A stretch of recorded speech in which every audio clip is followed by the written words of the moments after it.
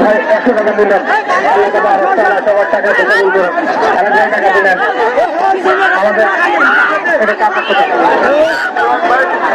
আচ্ছা আচ্ছা আল্লাহ গোলাম সাহেব ওনার স্ত্রী মারা গেছেন, ওনার গচ্ছিত টাকা ছিলেন 2,500, 3,500 টাকা দিতে জোরালির পাওয়ারি আল্লাহ আল্লাহ জোরালির পাওয়ারি। আরেকবার নজরুল সরকার 500 টাকা দিলেন, আল্লাহ তাবারক তাআলা তার দানকে কবুল করেন। আলিজু ভাইয়ের টাকা দিয়েছেন, আল্লাহ তাবারক তাআলা সকলের দানকে